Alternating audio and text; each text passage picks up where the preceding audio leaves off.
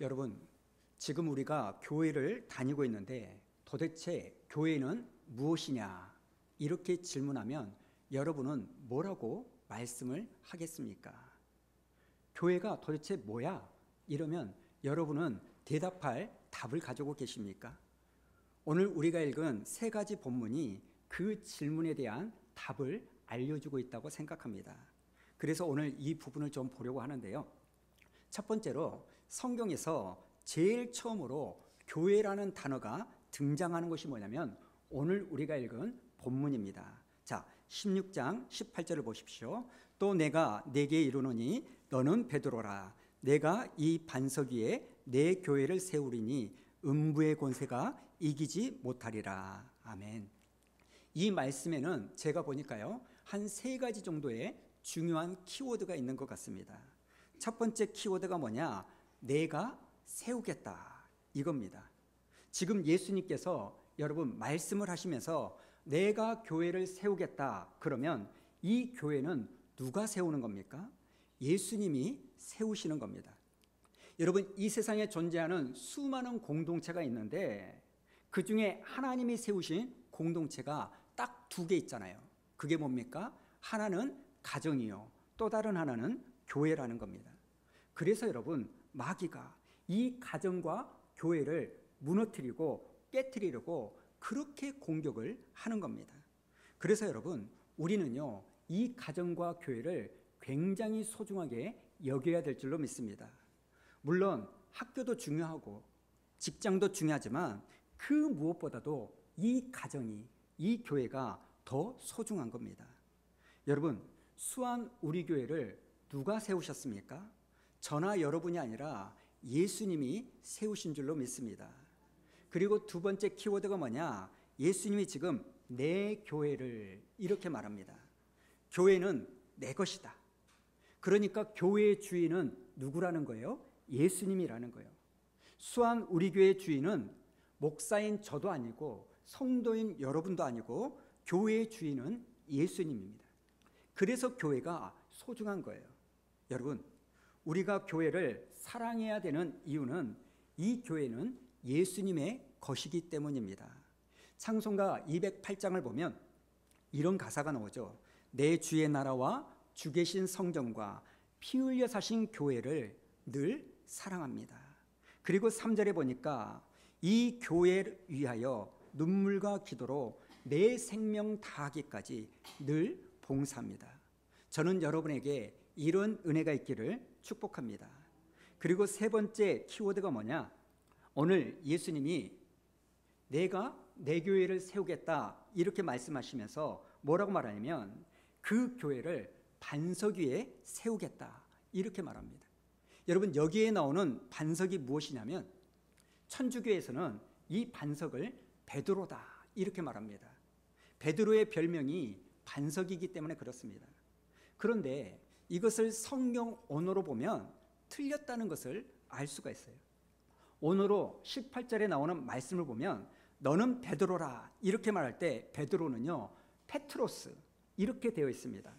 그런데 그 다음에 나오는 이 반석 위에 세우겠다 할 때 반석은요 페트로스가 아니라 페트라라는 거예요. 완전히 다른 단어라는 겁니다. 그러니까 지금 예수님께서 말씀하시는 것은 베드로라는 이 사람 위에 교회를 세우겠다는 이야기가 아닙니다. 그리고 실제로 이 교회가요 베드로라는 그 한 사람 위에 세워졌다면 이 교회는요 너무너무 불안했을 겁니다. 지금은 베드로가 주는 그리스도시요 살아계신 하나님의 아들입니다 이렇게 멋진 고백을 했지만 바로 그 다음에 나오는 에피소드가 뭡니까? 예수님께서 앞으로 내가 십자가에서 죽어야 될 거야 이렇게 말하니까 22절에 보니까 베드로가 뭐라고 말합니까? 항변하여 이르되, 정확하게 번역하면 절대로 그런 일이 일어나면 안 된다 이러면서 베드로가 예수님을 꾸짖고 화를 냈다는 거예요. 그러자 23절에서 예수님이 베드로에게 뭐라고 말합니까? 사탄아 내 뒤로 물러가라.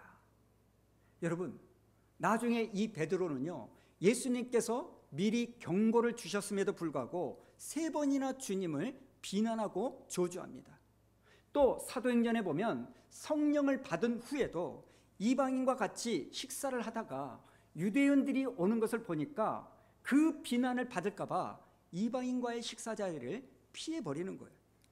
여러분, 이렇게 변덕스럽고 이렇게 실수하기 쉬운 이런 사람 위에 교회가 세워졌다면 얼마나 불안하겠습니까? 그런데 여기서 말하는 반석은 이게 아닙니다. 오늘 말씀 전후를 보면 먼저 예수님께서 제자들에게 묻죠. 13절부터 쭉 보니까 사람들이 나를 누구라 하냐? 그랬더니 제자들이 뭐라고 말합니까? 누구는 엘리야라고, 누구는 에레미야라고, 누구는 세례 요한이라고 합니다. 그러자 예수님께서 또 물어보시죠. 그래? 그럼 너희는 나를 누구라 하느냐? 이 질문에 베드로가 뭐라고 말합니까? 주는 그리스도시요 살아계신 하나님의 아들입니다. 그러자 예수님께서 그 베드로의 고백을 기쁘게 받으시고 내가 이 고백 위에 내 교회를 세우겠다 이렇게 말씀하셨음을 믿으시기 바랍니다. 그리고 예수님은 베드로 이 한 사람에게 이 공을 돌리지 않도록 하게 하여 한마디를 더 덧붙입니다. 17절에 보니까 뭐라고 말하냐면 이것을 알게 하시는 이는 사람이 아니라 하늘에 계신 하나님이라는 겁니다. 그래서 여러분, 이 교회는요 베드로와 같이 주는 그리스도시요 살아계신 하나님의 아들이라는 이 동일한 고백 위에 세워지는 줄로 믿습니다. 오늘 예수님은요 저와 여러분에게 오늘도 물으십니다. 세상 사람들이 나를 누구라 하느냐? 예, 예수님. 세상 사람은 예수님을 세계 4대 성인 중에 한 사람으로 말합니다. 그런데 예수님은 또 물으시는 거예요. 그래? 그러면 너는 나를 누구라 생각하느냐? 이 질문 앞에 주는 그리스도시요 살아계신 하나님의 아들이라고 고백할 수 있는 여러분 되기를 바랍니다. 그래서 여러분, 교회의 존립 근거는, 교회의 기초는 주는 그리스도시요 살아계신 하나님의 아들이라는 이 고백이기 때문에 교회는요 진리에 있어서 배타적이어야 된다는 거예요.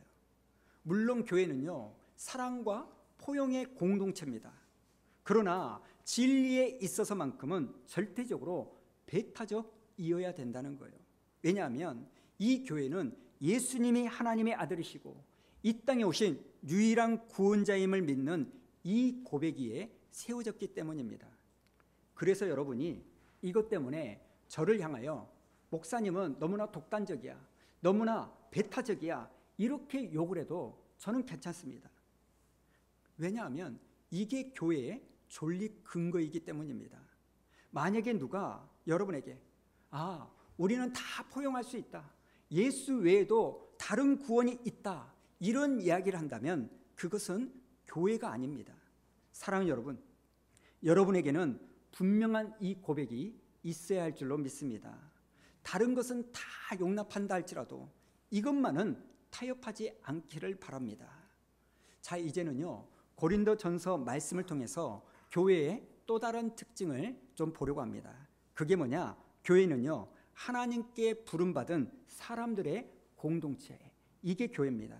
자, 고린도전서 1장 2절 우리 한번 읽어볼까요? 시작. 고린도에 있는 하나님의 교회 곧 그리스도 예수 안에서 거룩하여지고 성도라 부르심을 받은 자들과. 아멘. 여러분, 이게 교회라는 거예요. 이런 설명 많이 들어보셨을 거예요. 교회는 건물이 아니라 부르심을 받은 사람들이다.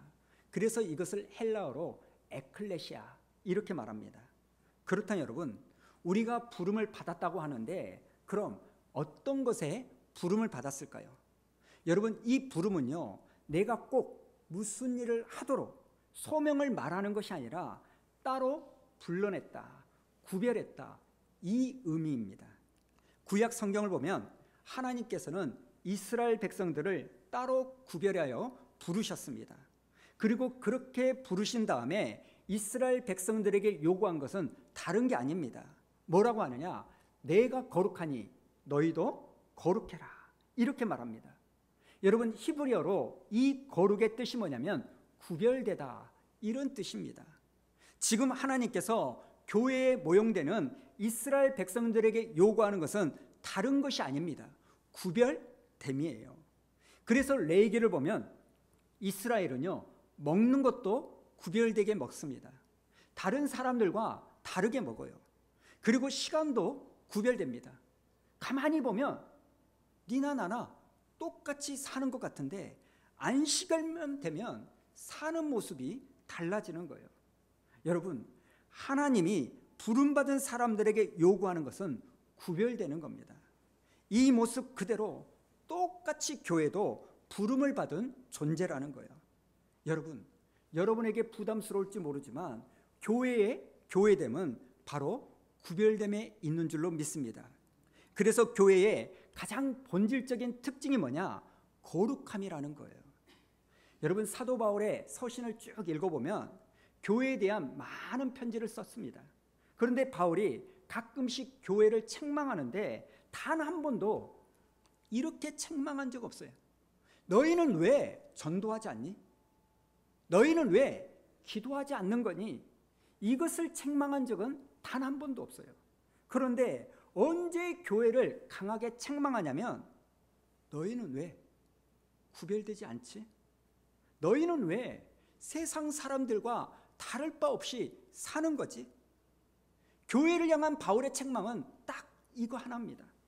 심지어 고린도 교회를 책망할 때는 너희들 중에 드러내놓고 음행하는 사람들이 있는데 왜 그것을 너희가 용납하냐? 그러면서 고린도전서 5장 13절에서 교회 안에서 그런 짓을 하는 사람들은 악한 사람이니까 쫓아내라, 이렇게 무서운 말을 하는 겁니다. 하나님께서는요, 로마서 12장 1절에서 너희 몸을, 너희 삶을 하나님이 기뻐하시는 거룩한 구별된 산 제물로 드리라, 이렇게 말씀하십니다. 여러분, 예수님께서 왜 성전에서 성전을 정화시키셨을까요? 그 이유는 딱 하나입니다. 이 성전이 구별됨을 잃어버렸다는 거 아닙니까? 세상과 똑같은, 아니 세상보다 더 악한 강도의 소굴이 되었기 때문에 성전을 뒤집어 엎으신 겁니다. 사랑하는 여러분, 오늘 하나님께 부름받은 우리 교회에 요구되는 것은 이 거룩함, 구별됨임을 깨달으시기 바랍니다. 그런데 여러분, 재밌는 게 뭐냐면 이 세상 사람들도 우리 교회가, 저와 여러분이 자기들과는 뭔가 다르기를 원한다는 거예요. 지금 교회가 세상 사람들에게 손가락질을 받는 이유는 다른 게 아닙니다. 우리가 뭐 드러내놓고 나쁜 짓을 해서가 아니라 세상 사람들과 가만히 보니까 다를 게 하나도 없기 때문입니다. 아니, 그래도 너희들은 예수 믿는다며, 그럼 너희는 좀 우리와 다른 고상한 삶을 살아야 되는 거 아니야? 이걸 말하는 거예요. 오늘 우리가 이 부분을 점검하기를 원합니다. 여러분에게는 하나님을 믿는 사람으로서 어떤 구별됨을 가지고 계십니까? 세상 사람들이 여러분을 볼 때 여러분과 세상과 다른 것이 뭐가 있으십니까? 시간과 물질의 구별이 있으십니까? 생각과 습관의 구별이 있으십니까? 그런데 여러분, 우리가 이렇게 구별되게 살려고 하잖아요. 그러면 우리를 기다리고 있는 것이 있다는 거예요. 참 신기한 게 뭐냐면 세상은 교회가 다르기를 원하면서 실제로 다르게 살면 우리를요 핍박하고 미워한다는 거예요. 그래서 예수님께서 그 이유를 이렇게 말씀하시는데요. 자, 요한복음 15장 19절 읽어봅니다. 시작. 너희가 세상에 속하였으면 세상이 자기의 것을 사랑할 것이나 너희는 세상에 속한 자가 아니요 도리어 내가 너희를 세상에서 택하였기 때문에 세상이 너희를 미워하느니라. 세상이 너희를 미워하는 이유는 내가 너희를 따로 구별하여 불렀기 때문에. 그래서 여러분, 내가 정말 거듭난 그리스도인이라면 내가 이 세상에 살면서 적어도 몇 번은 주변 사람들로부터 비웃음과 조롱과 미움을 받게 되어 있다는 거예요. 그런데 내가 지금까지 믿음 생활을 하면서도 단 한 번도 주변 사람들에게 어떤 조롱과 비웃음을 받은 적이 없다. 그러면 나에게 문제가 있는 겁니다. 여러분, 우리는 구별되기 때문에 그렇게 될 수밖에 없다는 겁니다. 그러면 이런 질문이 생기죠. 우리는 그러면 왜 그렇게 세상의 조롱과 핍박과 비웃음을 감수하면서까지 우리는 구별되어 하는가? 도대체 예수님은 왜 그렇게 우리가 다르게 살기를 원하실까? 여러분, 잘 들으셔야 돼요. 지금 하나님이 구약에서 이스라엘 백성들에게 구별될 것을 요구하셨고, 신약에 와서는 교회가 구별될 것을 요구하시는 이유가 있습니다. 성경을 보니까 하나님께서는 이스라엘 백성들과의 관계를 뭐라고 설명을 하냐면 부부 관계다, 이렇게 설명합니다. 그래서 하나님은요, 우리가 우상 숭배를 하면 뭐 했다고 말해요? 너희가 음행했다, 이렇게 말합니다. 그리고 신약에 와서는 교회를 뭐라고 말하냐? 그리스도의 신부라고 이렇게 이야기합니다. 여러분, 이게 굉장히 중요한 개념입니다. 왜 하나님께서는 이스라엘 백성들에게 여러분 거룩함, 구별됨을 요구하시고 교회 공동체에도 똑같이 이 거룩함을 요구하시느냐? 그 이유는 바로 하나님께서는 우리를 그리스도의 신부로 보고 있기 때문입니다. 여러분, 내가 내 남편에게, 내가 내 아내에게 가장 기본적으로 기대하는 게 뭡니까? 여러분은 배우자에게 얼굴을 기대합니까?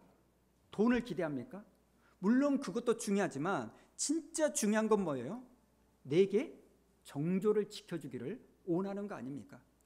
여러분은요, 이쁘기만 하면, 돈만 많이 벌어다 주면 상대방이 음란하고 바람을 펴도 괜찮습니까? 아니잖아요. 그래서 하나님은요, 우리에게도 거룩하기를, 구별되기를 원하시는 거예요. 이 개념을 좀 발전시켜 보면 우리가 신부가 되기 위해서는요, 먼저 해야 될 게 뭔지 아십니까? 정결해야 됩니다. 그리고 두 번째는요, 내가 성장하고 성숙해야 돼요. 미숙한 어린아이는 결혼할 수가 없습니다. 그리고 세 번째는 이 신부가 신랑을 사랑해야 됩니다. 그래서 성경을 봤더니 교회에 대해서도 이 구별됨과 정결함, 성장과 성숙, 이 사랑을 굉장히 중요하게 강조합니다. 여러분, 이 중에서 제일 중요한 게 뭐냐면 사랑입니다.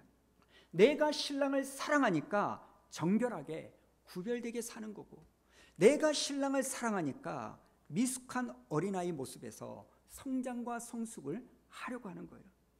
여러분, 부부 관계에서 진짜 중요한 것은 서로가 사랑하는 겁니다. 그리고 이 사랑은 내가 받기를 원하는 사랑이 아니라 내가 주는 사랑이라는 거예요. 저는 오늘 여러분이 나는 지금 하나님을 사랑해서, 진짜 하나님을 사랑해서 신앙생활을 하고 있는가, 아니면 뭔가 떨어지는 콩고물 때문에 신앙생활을 하고 있는가, 이것을 곰곰이 생각하는 여러분 되기를 바랍니다. 다윗은요, 시편 18편 1절에서 이렇게 말합니다. 나의 힘이 되신 여호와여, 내가 주님을 사랑합니다. 아멘. 사랑하는 여러분, 여러분에게 다른 이유가 있어서가 아니라 이 시간 하나님을 사랑하기 때문에 하나님께 나왔기를 바랍니다. 마지막 세 번째, 오늘 말씀을 보니까 교회에 대한 더 놀라운 이야기가 있습니다. 그게 뭐냐면 예수님의 몸으로서의 교회라는 거예요. 교회는 예수님의 몸입니다. 오늘 본문 22절을 보니까 뭐라고 말합니까?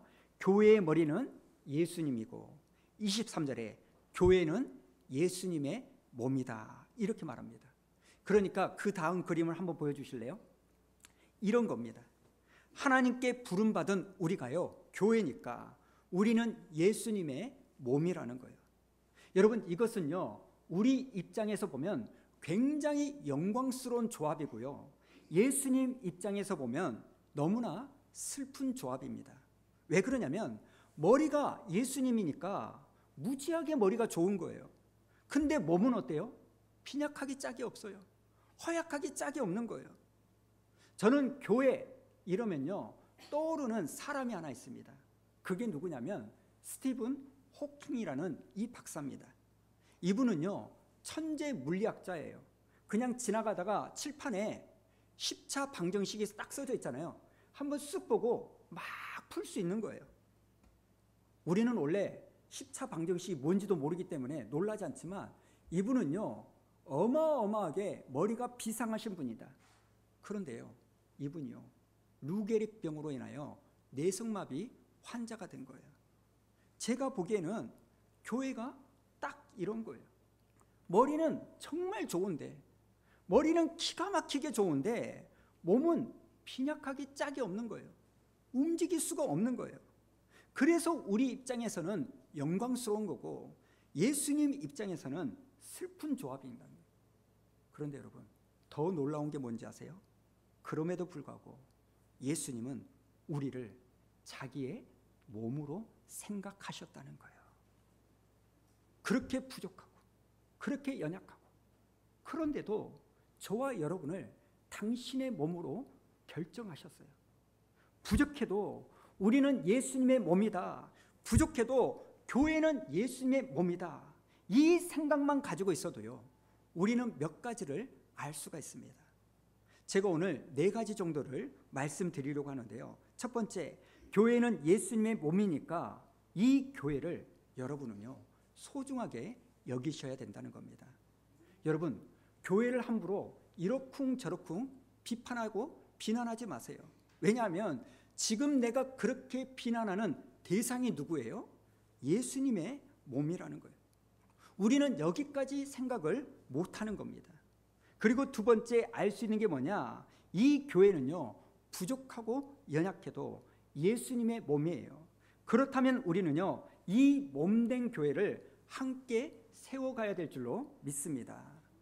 여러분, 왜 하나님께서 우리에게 직분을 주셨을까요? 에베소서 4장 11절에 보니까 이렇게 말합니다. 그가 어떤 사람은 사도로, 어떤 사람은 선지자로, 어떤 사람은 복음 전하는 자로, 어떤 사람은 목사와 교사로 삼으셨으니, 그 다음에 이렇게 세우신 이유가 뭐냐? 12절 우리 한번 읽어볼까요? 시작. 이는 성도를 온전케 하여 봉사의 일을 하게 하며 그리스도의 몸을 세우려 하심이라. 아멘. 다른 이유가 없습니다. 함께 교회를 세우라고 직분을 주신 거예요. 제가 지난주에 예배를 드림에 있어서 장소는 그렇게 중요한 게 아니다. 온라인으로 드리든 현장에서 예배를 드리든 예배의 장소는 그렇게 중요한 게 아니다. 이렇게 말씀을 드렸습니다. 그런데 여러분, 온라인 예배가 다 좋은데 제가 보기에는 예배도 가능하고 친교도 가능한 것 같아요. 그런데 이 온라인 예배로는요, 부족한 게 있습니다. 그게 뭐냐면 봉사와 섬김은 온라인으로는 잘 되지 않는 거예요. 그래서 여러분이 이 교회를 세우게 하여 여러분은요, 교회 현장으로 나오셔야 하는 겁니다. 여러분, 교회가 부족하다고, 교회가 연약하다고 뭐라 하지 마시기 바랍니다. 우리 예수님은 그런 줄 아시고도 이 교회를 세우셨습니다. 그리고 또 하나, 교회의 머리는 예수님이고 우리는 예수님의 몸이기 때문에 교회의 사명은 딱 하나입니다. 몸은 머리의 명령을 따라서 움직이는 거예요. 그래서 교회는 무엇이냐? 예수님의 말씀에 순종하는 공동체가 교회인 줄로 믿습니다.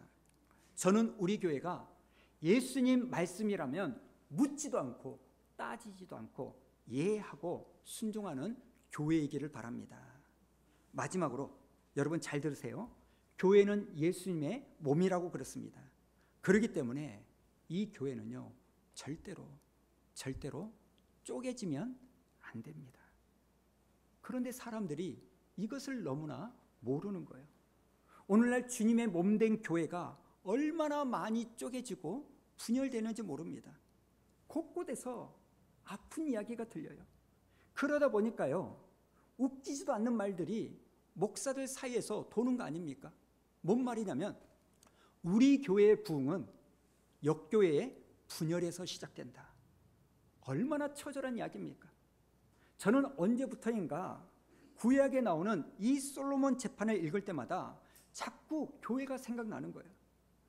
어느 날 두 여자가 한 아이를 놓고 서로 내 아이라고 주장하는 거예요. 내가 진짜 엄마다 이렇게 우기는 거예요. 그 이야기를 듣고 솔로몬이 뭐라고 말하냐면, 이렇게 너희들이 서로 우기니까 안 되겠다. 그러면 이 아이를 딱 반으로 갈라서 나눠 가져라. 그러니까 가짜 엄마가 뭐라고 말해요? 까짓것 그럽시다. 그럼 반으로 나눠 가집시다. 이 아이를 가릅시다. 이렇게 말하는 거예요. 그런데 진짜 엄마는 뭐라고 말하냐면, 아니라고. 지금 내가 생각해 보니까 내가 잘못 알았던 것 같다고. 이 아이 내 아이 아니라고. 저 사람 아이라고. 그러니까 이 아이 가르지 말라고. 이렇게 이야기하는 거예요. 여러분, 저는 이게 굉장히 중요한 이야기일 것 같습니다. 지금 이 사건이요, 주님의 몸된 교회에 대해서도 연결될 수 있다고 생각합니다. 우리가 그리스도의 신부라고 말을 하는데, 그럼 누가 그리스도의 진짜 신부인가? 그리고 누가 그리스도의 가짜 신부인가? 여러분 잘 들으세요. 이 교회가 깨지는 한이 있어도, 이 교회가 쪼개지는 한이 있더라도 내가 이 문제는 반드시 짚고 넘어가겠다. 이게 가짜예요. 어떻게 보면 지금 우리는요, 이 가짜 신부로 인하여 엄청난 몸살을 앓고 있는지 모르겠습니다. 뉴스를 한번 보세요. 교회 안에서 피켓 시위가 난무하고요, 어떤 교회는 용역 사람들을 불러가지고 서로 몸싸움을 하고요, 예배를 드리고 있는데 전기를 끊어버려요. 여러분, 이것은요, 하나님 앞에서 너무나 큰 죄라는 거예요. 여러분, 그리스도의 몸을 찢어 발개는 거예요. 그리스도의 진짜 신부는 결코 그렇게 하지 않습니다. 내가 포기할 테니까. 그리스도의 몸된 교회를 쪼갤 수는 없다. 여러분, 어떤 의미로 드리는 말씀인지 깨달으시길 바랍니다. 그래서 여러분, 우리는 하나됨을 지켜야 되는 거예요. 내가 보기에는 부족하고 내 마음에 안 든다 할지라도 서로 코드가 안 맞는 사람이 분명히 교회 안에 있지만, 그래도 이 교회는 그리스도의 몸인 줄로 믿습니다. 여러분, 이거 아세요? 서로 코드가 맞지 않을지 모르지만 예수님하고는 코드가 잘 맞아요. 교회는요, 내 스타일, 내 취향, 내 수준에 따라서 어울리는 것이 아닙니다. 교회는요, 서로 간에 시시비비를 가르는 것이 아닙니다. 교회는요, 그런 사람들을 내가 사랑해야 되는 장소인 줄로 믿습니다. 그래서 예수님께서 중요한 이야기를 합니다. 요한복음 13장 35절 읽어봅니다. 시작. 너희가 서로 사랑하면 이로써 모든 사람이 너희가 내 제자인 줄 알리라. 아멘. 세상 사람들이 너가 예수의 제자인 줄 알 수 있는 방법이 뭔지 아니? 예배 많이 드린 거? 기도 많이 하는 거? 노. 너희들이 서로 사랑할 때 네가 내 제자인 줄 알 거야. 여러분, 교회의 교회됨은 숫자도 아니고 건물도 아니고 헌금도 아닙니다. 서로 사랑하는 것이 교회의 지표인 줄로 믿습니다. 저는 오늘 세 가지 본문을 통하여 교회가 무엇인지를 말씀드렸습니다. 마태복음을 통해서는 교회는 예수님께서 세우셨고 예수님의 것이고 주는 그리스도시요 살아계신 하나님의 아들이라는 이 고백 위에 교회가 세워졌음을 믿으시기 바랍니다. 고린도전서 말씀을 통해서는 교회는 거룩하게 부름을 받은 구별된 사람들의 모임이라는 것을 알았습니다. 그래서 우리는 정결해야 되고 성장해야 되고 주님을 사랑해야 될 줄로 믿습니다. 마지막 에베소서 말씀에서는 교회가 그리스도의 몸이라는 것을 알았습니다. 여러분, 교회는요, 예수님의 몸이에요. 그렇기 때문에 함부로 비난하고 판단하시면 안 됩니다. 여러분, 교회를 사랑하시고 교회를 소중히 여기시는 여러분 되기를 원합니다. 가끔 가다가 SNS를 보면 좀 유명한 목사님들이 이런 글을 올려요. 이런 목사는 만나지 말아라. 이런 교회는 다니지 말아라. 어떤 의미로 하는지를 알아요. 그러나 저는 한편으로요, 너무나 마음이 아파요. 왜 그런지 아십니까? 인지도가 있고 영향력이 있는 그런 분들이 이런 교회는 다니면 안 된다, 이런 글을 쓰면 여러분 안 걸리는 교회가 없거든요. 그러면 사람들이 교회를 거리를 두고 멀어지게 만듭니다. 보이지 않는 곳에서 수많은 목사님들이 그 교회 하나를 지키기 위해서요 얼마나 악정고투하고 땀 흘리는지 모릅니다. 가슴앓이를 하는지 모릅니다. 이것은 드러나지 않으니까 함부로 판단하고 평가하는 것이 있습니다. 여러분, 수한 우리 교회는 부족한다 할지라도, 연약하다 할지라도 그런 줄 알매도 불구하고 하나님이 내 교회다라고 세우신 줄로 믿으시기 바랍니다. 그래서 여러분, 2025년도 하나님을 사랑하십니까? 하나님을 사랑하신 만큼 주님의 몸된 교회, 이 교회를 사랑하는 여러분 되기를 축복합니다.